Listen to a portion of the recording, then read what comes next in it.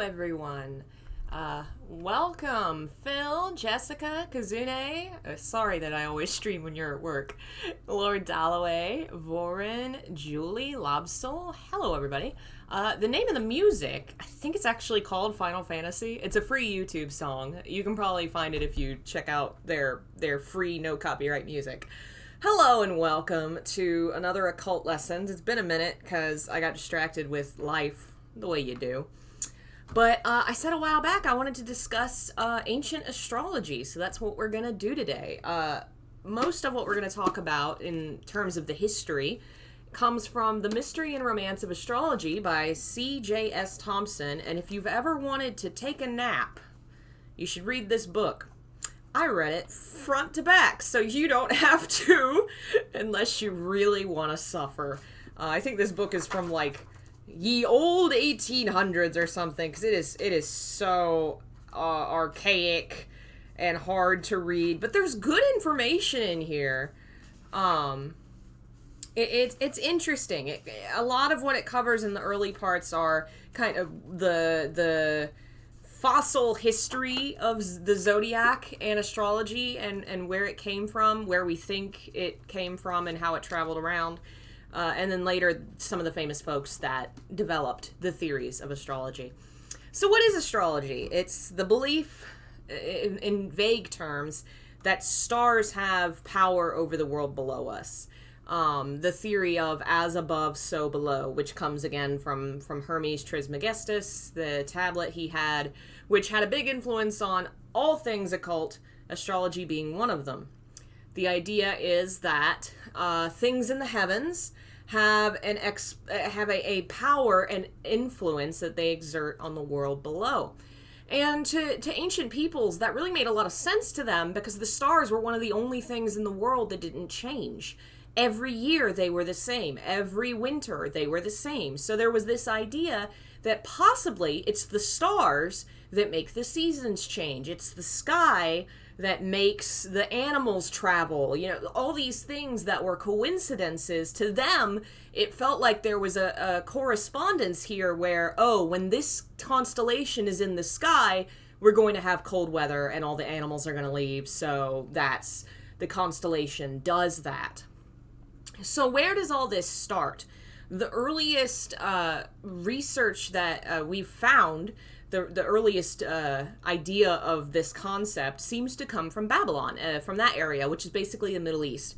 The cultures that developed it are going to be Babylon, Chaldea, which is another ancient culture basically from the same area, the Assyrians, the Akkadians, the Sumerians. All of these cultures are basically from the same valley of the world, same area of the world that fought and conquered each other a lot, took over each other. I think the Assyrians took over Sumer, and then the Assyria was taken over by Babylon, and that kind of thing. And whenever that happened, they took over a lot of the ideas and the gods, the thoughts and theories that the culture left behind when it was conquered, which is what happened with Babylon. Their gods were taken from another culture and they just popped on another god that they liked. Because back in the day, these were like city-states, and each city-state had its own guardian deity. So when they conquered another city, they took that god into their pantheon, but their city god was always king god. That was what happened with Babylon and Marduk, which was their god.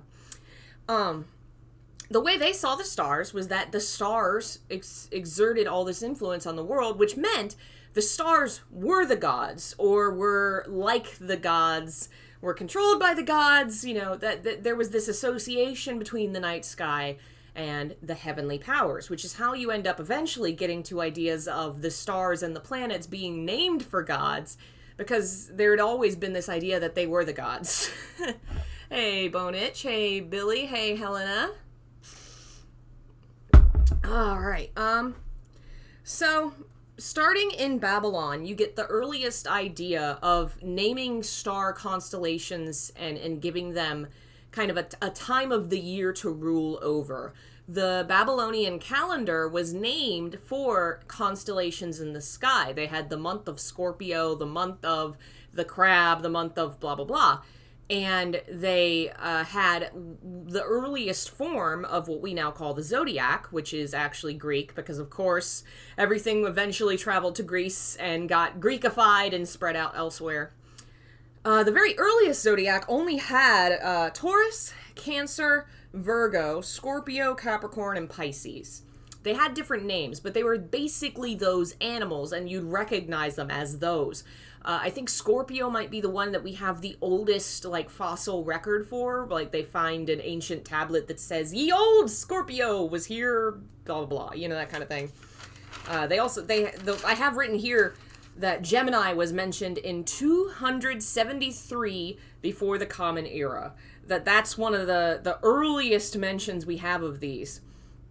From Babylon, you get these huge festivals they had celebrating their gods, which were based on the sky, the new year, think of time, seasonal celebrations, because again, these are also farmers, and the seasons are so important to these kind of cultures, which means the sky and the stars are going to be so important.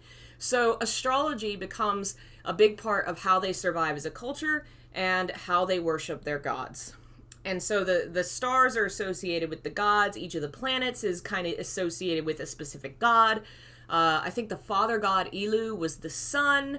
The god Sin was the moon. Marduk might have been Saturn. I'll have to double check that. I have it written in here somewhere once we get to it. But that's where the kind of basic roots of these concepts come from, is Babylon and that area of the world. Yes, the Greek heroes also have, Greece takes the idea of the gods as stars and takes it one step further and puts their heroes in the sky, which a lot of their heroes were demigods, So, from Babylon, this concept spreads out. We're not entirely sure how or when, but it gets to Greece, and from Greece it gets to Rome and Egypt. From Babylon to China, either through Greece in India or directly to China, we're not sure.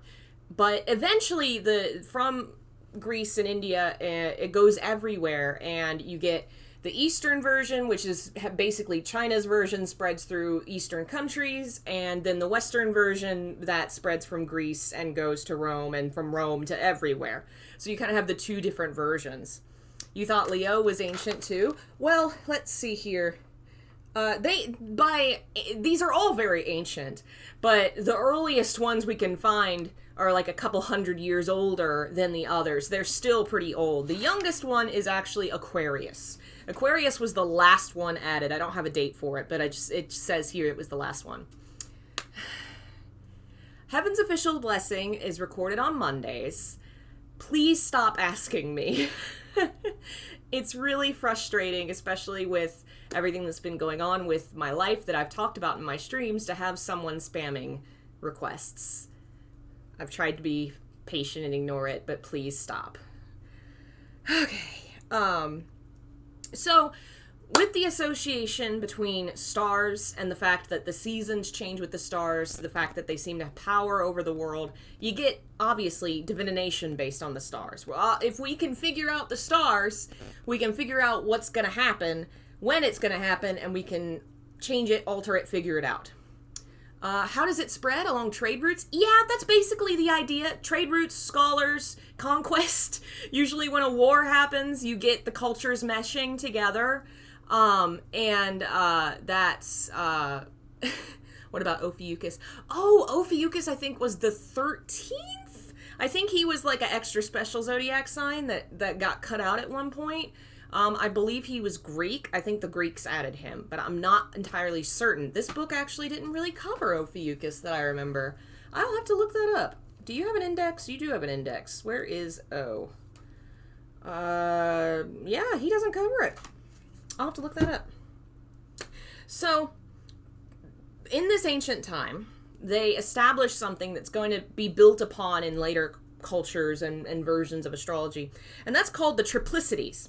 Now, tree meaning three, you'd think immediately there's going to be three of them, but there's actually 4 Triplicities. It's 4 sets of 3. And that's where you get the zodiac has 12 signs, but it's 4 sets of 3, the 4 elements. We've discussed already how ancient cultures have had the idea of the four elements for ages, and the zodiac is no different. It's assigned by male or female, and fire, earth, air, or water. The first triplicity was Aries, Leo, Sagittarius. That was considered fire and male. Gemini, Libra, and Aquarius was air and male. Taurus, Virgo, and Capricorn were earth and female. Cancer, Scorpio, Pisces, water and female. Now, when you think about why, the way that the ancient cultures saw the elements, it makes sense why certain ones had genders. The earth was considered fertile. It was considered the womb of the world. They quite literally believed that rocks and gems were born from it, were like grown like a womb. They thought seeds and plants kind of sprung just out of the planet. They have a theory that a lot of bugs and things and bees and stuff were just spontaneously born from the earth. They didn't really catch on to the fact that bugs also procreate the way animals do. They thought they spontaneously were born from the earth. So the earth was considered a womb. It was considered female. Water also was considered the same way because it creates... it's a life force. It keeps things alive. You think of the water of the womb. Liquids were often associated with life, and life was female because females gave life. In a very basic sense, that was why earth and water were female. Air and fire were considered active forces, and active was always associated with male, so that's why they were, fire and air were those male genders.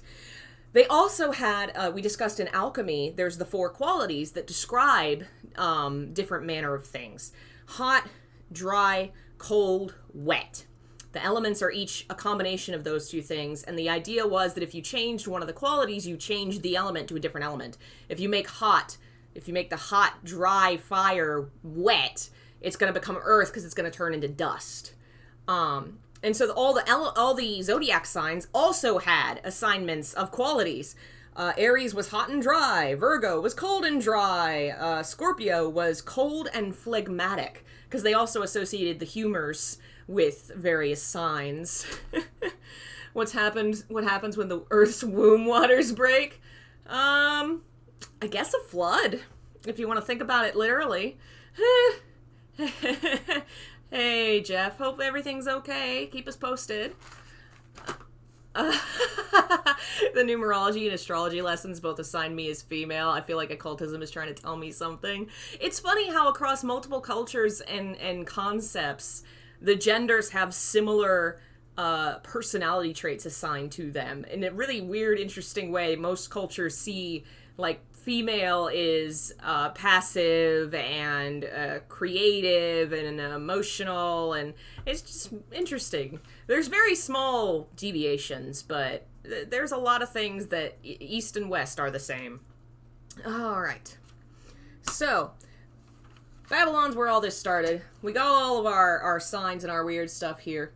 The next chapter actually opened up with what I thought was really neat. An ancient poem to the setting sun. This was something that might have been said at, like, a ritual honoring the sun god, possibly. You know, this was something that one of the ways that they worshipped the sky and they did their astrology thing was poetry and things. So, here's a poem to the sun god.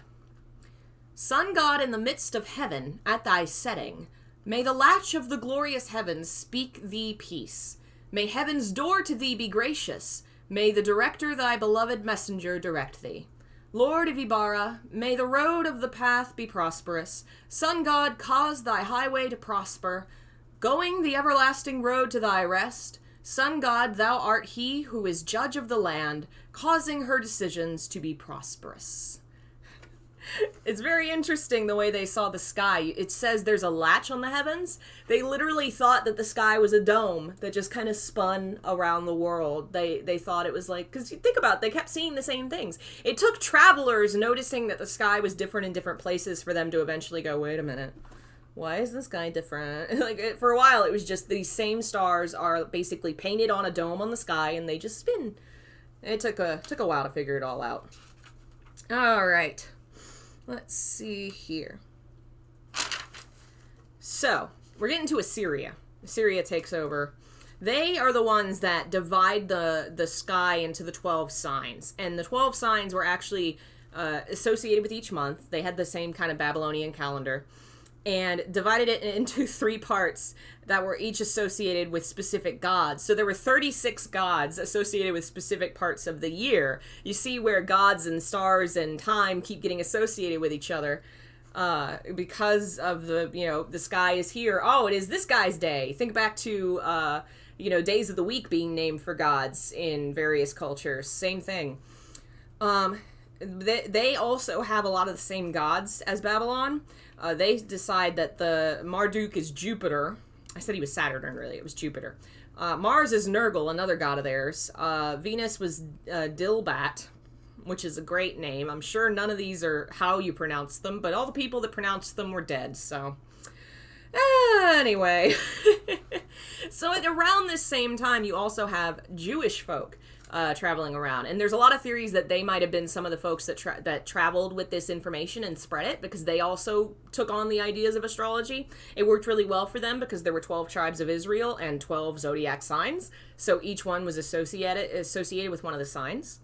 They credited Solomon, the great king of Israel, who's credited with a lot of occult wisdom and knowledge and demonology and things. They said that he created astrology, or he inherited that knowledge. There were some stories that it actually was given. The knowledge of the stars and astrology was given by God to Adam, who passed it down to his heirs through to Solomon, who gave it to the Jewish people. All right, let's see here.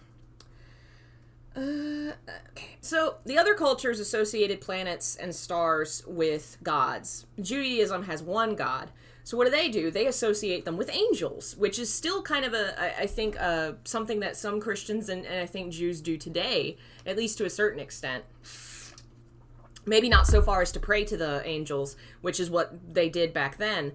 Raphael was associated with the sun, Gabriel was the moon, Michael was Mercury, Zadkiel was Jupiter, Gamaliel or Gebura was Mars, Eniel was Venus, and Sabathi was Saturn. And each one was kind of associated with specific demons and angels and realms and powers, which you see again in, all kinds of things. We discussed that a little bit in the alchemy part. So... moving through history, we get to Greece, who also, take the same ideas and start to spread it through to Egypt and to Rome. Everybody's using it for their timekeeping, associating it with their own gods instead. Basically they take the same form and say, a scorpion. We have a story about a scorpion. This is our scorpion now. So that's why a lot of the signs, other than specifically China, who changed all the signs.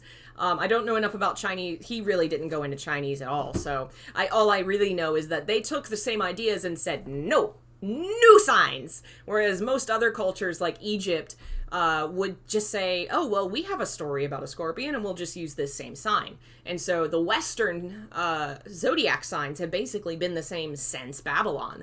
It's just that the stories and the names changed. Rome really liked star divination, to the point that it was dangerous, to the point that you could foretell the future of something or other and tell it to the emperor, and the emperor would be like, good, stab. Just a lot of stories of people foretelling futures that Emperor Bro didn't like, and then they got stabbed, they got dead. It became dangerous to be a astrologist in Roman times. Very dangerous. But it was a very well-respected job. It was a scientific endeavor. Because, again, back then, a lot of the times, the religious and the scientific study was done by the same person. It's only in, very modern times, the last couple hundred years, that scientists and religious figures were diverging. Around this time, you start to see various versions of astrology and the way that they did divination. They gave different names to the different kinds of things they were trying to divine. If you were trying to do natural, mundane divination, that's like weather forecasting or events, the rise and fall of kingdoms. Horary astrology would be trying to answer a specific question by the stars, like, what will I have for lunch today? The stars foretell tuna. That would be horary astrology. Judicial is the one that we probably know the most of. That's about foretelling individual lives, futures, and fortunes. And the way that they do that was, one, again, you read the sky at the particular moment, what have you, but also the idea of when a specific person was born being so important, because again, the thought was the sky is always the same at certain points in time. That means something. It has like an influence on the world. It changes the season. So obviously it's going to change the person that's born at that specific time and place. So that's how we start to see in Greece and in later centuries the idea of like the birth chart, where if the astrologist took down the exact look of the sky when you were born, they could know a lot of things about you. And there were a lot of things that influenced that. A big part was the placement of the planets. This is going to get kind of complicated, but what the sky, they divided the sky into the 12 signs of the zodiac, and the zodiac signs are named for constellations. But the sky and the zodiac and the constellations aren't the same thing. What I mean by that is, when they decide your zodiac sign, that's where the sun was when you were born. But the space of sky that's named for that sign isn't in the same spot as the constellation. It's actually one off. So the space of sky that's named for Scorpio is next to the constellation Scorpio. It's a little confusing, but basically the idea divides the sky into 12 even spaces that the sun travels through. I believe, are those the houses? There's like 20 million names for the various 12 houses of heaven. That's what they are. You could use the 12 houses to discuss certain things. Certain ideas in divination, like the first house rules over personal appearance and disposition. The third house is family and journeys. The 10th house is authority and motherhood, like just various things that these various pieces of the sky were said to rule over. So if Monday fell in the 8th house, and the 8th house is the house of death, well, maybe be careful on that day. You know, don't go and make any deadly, dangerous journeys. There were a lot of things that when you make your birth chart and put where all the stars and the planets are, a lot of different things could tell you things about the person whose chart this was.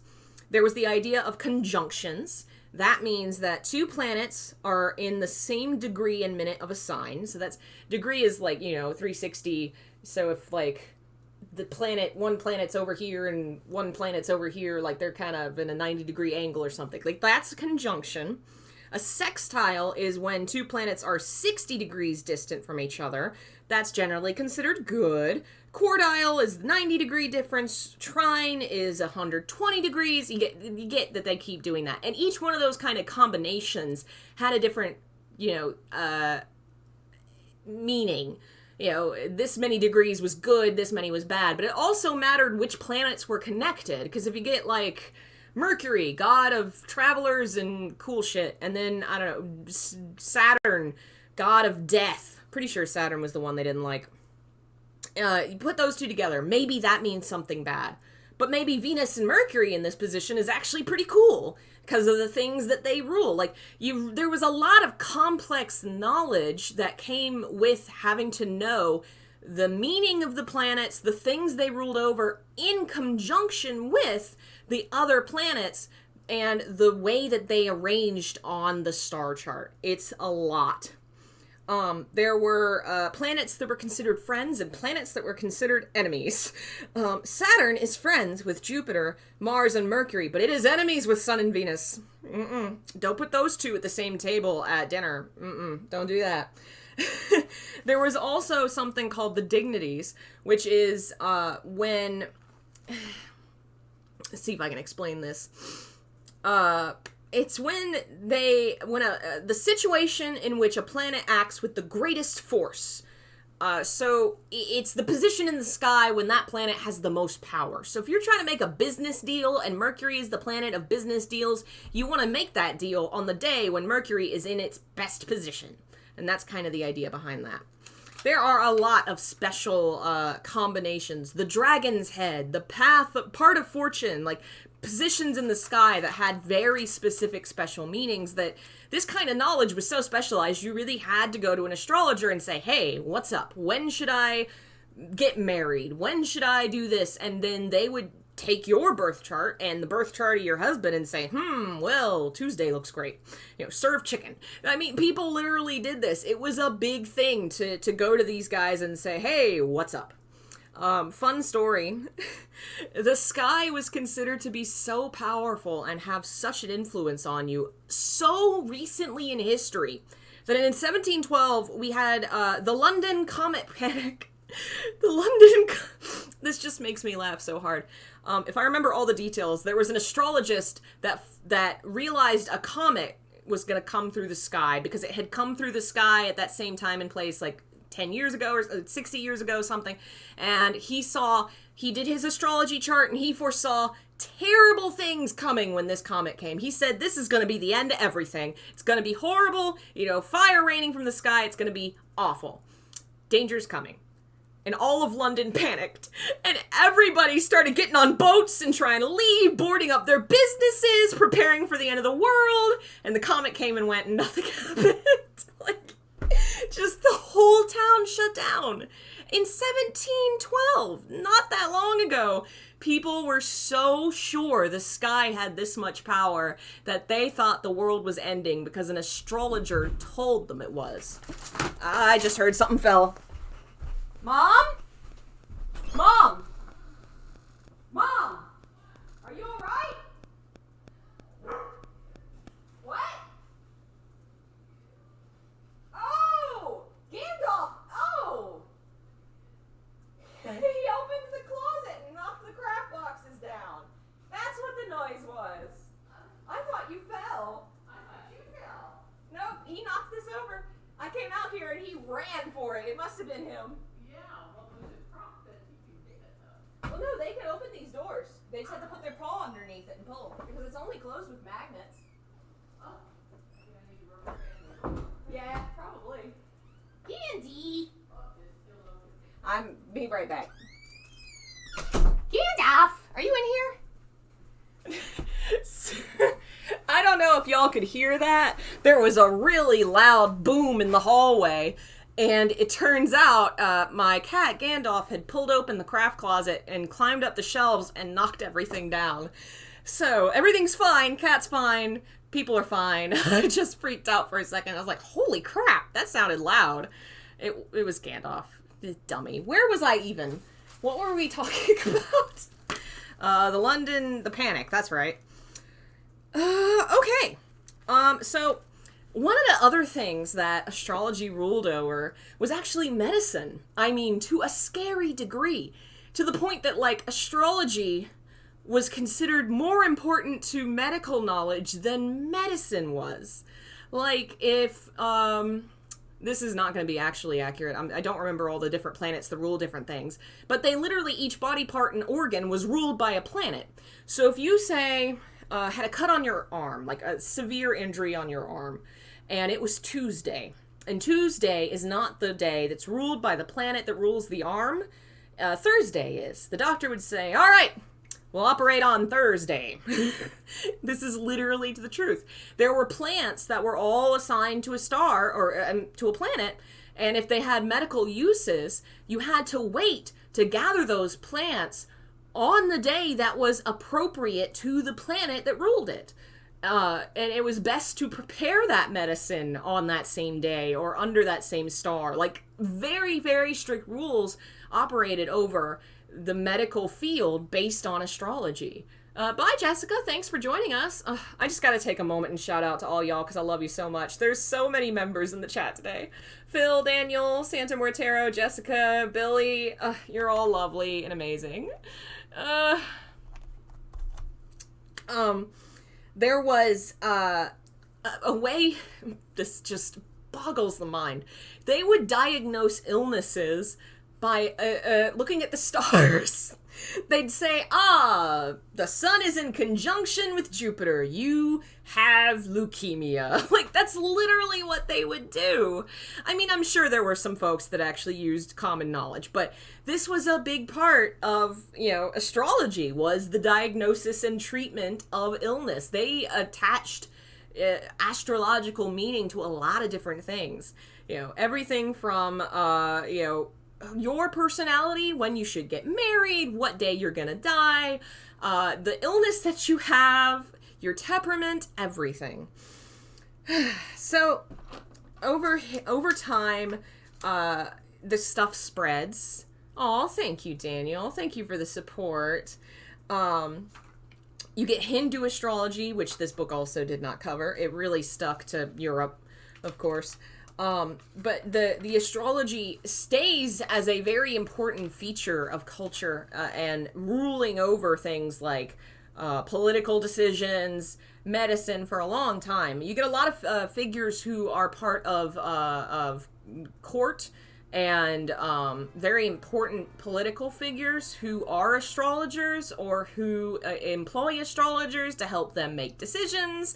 You get Tycho Brahe, I probably said that wrong, was a really big feature. Paracelsus, who we've discussed as a big influence on alchemy, was also a big influence on astrology, because again, all these fields were very heavily tied together.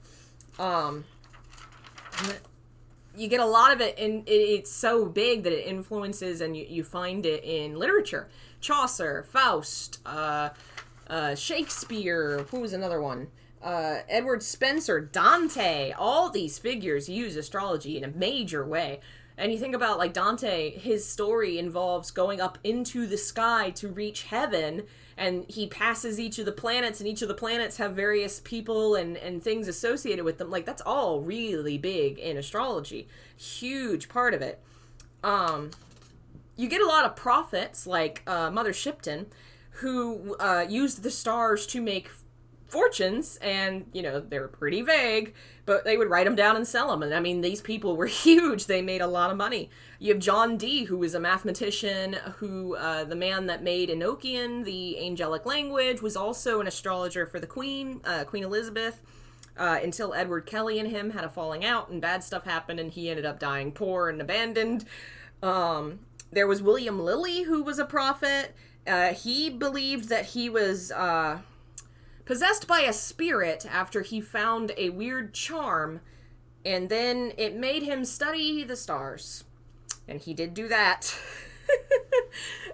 You had a lot of these figures where eventually, because of this kind of thing, you see astrology change from something that was considered a science, a religious concept, to becoming hacks and horoscopes. I can sell you the knowledge to get your girlfriend. Hey, next Tuesday, wear blue because it's the day of the moon. That kind of thing gets really popular. Think of today, where you get your horoscope in the newspaper. That really starts around the 18th century, where the switch from being a really honored and respected tradition to something that's kind of laughed at and seen as pseudoscience, is around that time. So that is a general history of astrology, where it came from and what it is kind of sort of now. If you want to know your own star sign, you can find it on many, many websites. And it'll tell you all kinds of, what your sign, what it rules, what it does. I meant to pull this out already. Where did I get it?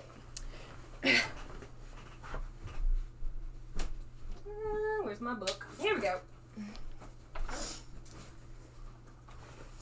So I went to, what's this? Cafe Astrology?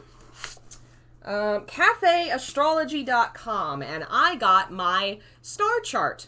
My birth, they call it natal chart, which same difference. And it tells me everything I need to know about me. It tells me my conjunctions. So this will give us some actual examples of how you do a star chart. I was born in Capricorn, so my sun was in Capricorn. And it says that I am a realistic, a grounded person I know how to do things and get things done, and I turn my back on things that are too frivolous. Very concerned with things that are worthwhile. Like their earth sign relatives, they need to feel useful and effective in the real world to be satisfied with their lives. But they need a stronger recognition in a worldly sense. They have a strong sense of society and its framework and feel most secure when they're doing their part. So my sun sign is in Capricorn. So that means when I was born, the sun was in that pie piece that was in the Capricorn sign. Not necessarily the constellation, but the space of sky that's named for Capricorn. So, short description. She is honest, reserved, circumspect, honorable, and strong-willed, quietly ambitious within the realms of the possible. She likes and takes on responsibility. She can work in the social domain. A sometimes bitter and mistrustful mind. Alright, so I also have Ascendant Scorpio. So Ascendant means the sign that's rising, I believe. It's if I remember right, it's the what was rising into the sky at the time you were born. I don't entirely remember and I didn't write it down. But my Ascendant sign is Scorpio, which means I need activity and a change of scenery often or I will feel restless. I take pride in mental agility and friendships, able to adapt quite easily to whatever environment you're in. It also gives the degree between the sun. I was 141 degrees square between the sun and the moon, which presumably means I guess that's the angle they were at. I don't know. But that means I have an internal struggle between my needs and wants. I lack focus and can be indecisive as a result. Well, damn, I thought that was the ADHD. Your ability to be objective is both an asset and a liability, simply because when you decide on one route, you are pulled in another direction at the same time. Something tugs at you and you begin to question your stance. Alright, 84 degrees square between the sun and Jupiter. So these are the degrees, I guess, between the sun and various other planets. Although your intentions are generally good, you're given to overdoing things. You can easily gloss over realistic details and get yourself into debt. Overindulge in pleasures, such as food and drink, and promise more than you can deliver. Well, that's no good. I have a 166 conjunction between the sun and Uranus, and conjunction was the one that's like I think it's like that. It's natural for you to question tradition. You are above all things an individualist. I also have a 108 degree sextile between the sun and Lilith. I think that's a star? I'm not entirely sure what Lilith was. I don't remember. But it means that I am comfortable with my darker side. That's fun. Alright, my moon. So where was the moon in the sky when I was born? My moon was in Aries, and that means, let's see. Well, the moon represents emotional responses, unconscious predestination, and self-image. So the fact that the moon is in Aries means that I am inherently impatient. Life is a series of emergencies. They live in the moment and have a hard time waiting for things to happen. This is actually true, but again, I thought it was the ADD. Whims of the moment take absolute precedence. This is a fiery position of the moon. Apparently my moon is on fire. Their flare-ups generally end almost as quickly as they started. They have an unmistakable independent streak. That's not wrong. Let's see. Moon in the 6th house. So that's the pie in the sky, I guess, that it was in. So the houses in the zodiac are not the same. I wasn't sure if they were or not. There's still a lot of this I need to learn. He really talked about the history a lot, but not as much what the actual zodiac and the actual, like, astrology practical part. We'll have to do a different episode on that. I have an opposition between the moon and Jupiter. My moon wants to fight Jupiter, which means I'm sometimes indifferent to others, sometimes careless, a little negligent, and indecisive. Again!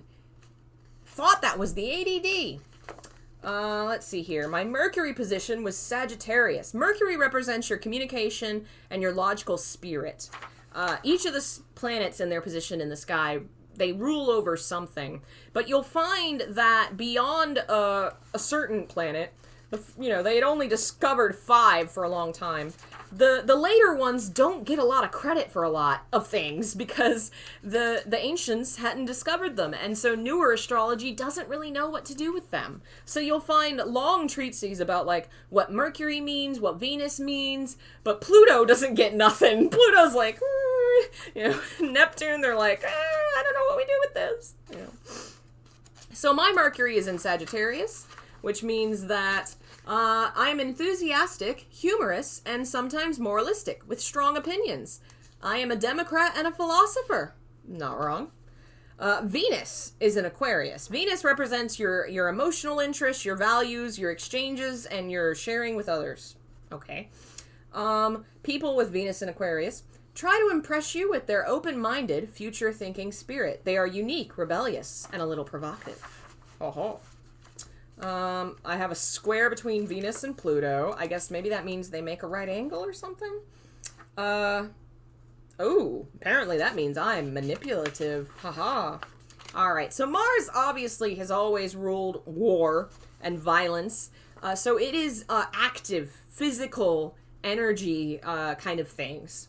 Very passionate things is what it rules over. My Mars is in Cancer, which means I am passive-aggressive. I resist change and shy away from direct confrontations. They need to feel secure before they act.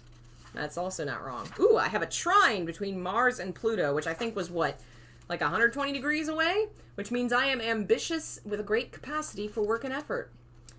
Jupiter represents expansion and grace. Jupiter is tends to be associated with kings and rulers, and often is about leadership, business, that kind of thing. My Jupiter is in Libra, which means I attract good fortune. I treat others with equality. I bend without being a doormat, am gracious, and am talented at promoting and mediating. So that's like your business stuff. Saturn tends to be associated with bad things. So a lot of the time in astrology, they kind of brush over it because Saturn was the house of death. It was the furthest planet from everything that they knew of. And so they associated it with darkness and death and outer space. They say here it's contraction and effort and basically kind of negativity. My Saturn is in Aquarius. Long-term studies, and if family circumstances do not allow this, she will teach herself. Oh, I guess they're saying that it's someone that likes going to school. I mean, wow, that one's right. Yeah. All right, so now we're getting to the planets that the ancients didn't have, and the modern folks kind of argue about what they mean and don't quite know what to do with them. It says here, Uranus represents individual liberty, and my Uranus was in Capricorn, which means I am a great battler. She has so much power that one thinks nothing can defeat her. I'm very powerful. Neptune, it says, is transcendental liberty. Again, don't know what that means. There's a lot of arguments about what the later planets are supposed to be. Compare there's one sentence saying what my Neptune sign means. It says she is discerning, wise, and sensible, compared to the many paragraphs that I've skipped over for, like, Mars is an entire page. Like, this is the difference between what the older planets have been assigned and then what the newer ones have. My Pluto represents transformations and mutations. It says, my Pluto's in Scorpio, which means I fear betrayal. Black Moon Lilith. Okay, so I guess maybe this is some kind of astral body in space. I don't know if it's a star or something, but it says it represents our darker, deeper natures. And mine is in Pisces, which means I may feel ashamed for coming off as needy or wishy-washy. Okay. So now they've got North Node, South Node. I do not remember what that means, but I think it's the positioning of the, like, remember they thought it was like an actual sphere. Pretty sure that means like the positioning of what they consider the center of the top and the bottom. So I have those. Mine was in Sagittarius. And then, of course, the houses. It discusses the 12 houses that the sky is divided into, and I mentioned earlier each one kind of ruled over things. So based on what planet is positioned in what house, that can say different things. Like if Mercury, the planet of business, is in the house of business, well, wow, you're going to be good at business. Yeah, and that's the end. Here's the actual chart. That's what it actually looks like. You can get these really easy on the internet. You tell it your approximate time of birth. I actually have always known mine because when I was a kid, I was born on New Year's Eve. So we always stayed up to midnight for the ball drop. And I'd always been curious, always wanted to hear the story of when I was born and hearing the story of how my mom had to be kept waiting because the doctor was partying or something. And so it wasn't until like 2 hours after midnight that I was born. And my dad always complained because he didn't get the tax break that year. So I always knew I was born at 2 a.m. on that day and was able to get my chart. You probably, if you don't know yours, give it a guess. It's all for fun. It's entertaining. We covered mostly just history this time. In the future, we'll do one with more practical knowledge about what all the actual things mean. What the difference between the houses, the zodiac, the constellations. I'm still working all that out, but we'll cover that in a future video. Thank you all for joining me. Tomorrow, I'm thinking we're actually going to do a live Silent Hill video. My video editor is still working on his video, the next Silent Hill symbolism. But he has a really stressful, busy job and won't be able to always finish them, once a month. So I thought in between those videos, I'll do the kind of live stream discussion ones that we've done in the past. That might be fun. So we'll do one of those tomorrow.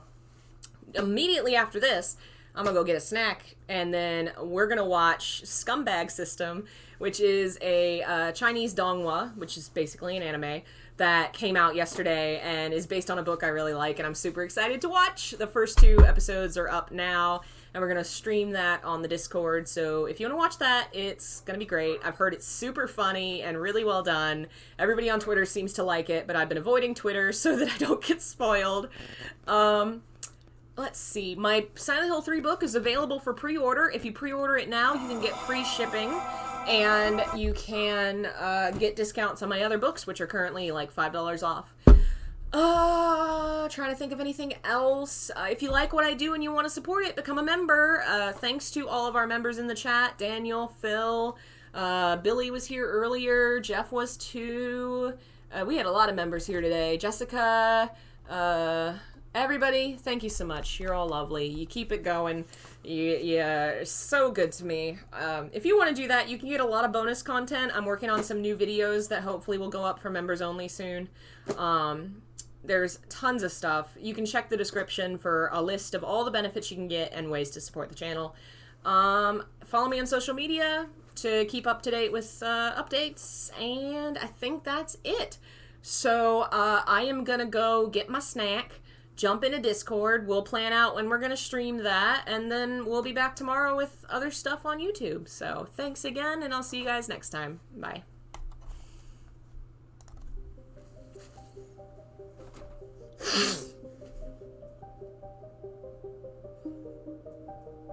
Oh, Shadow Knight. Oh, man.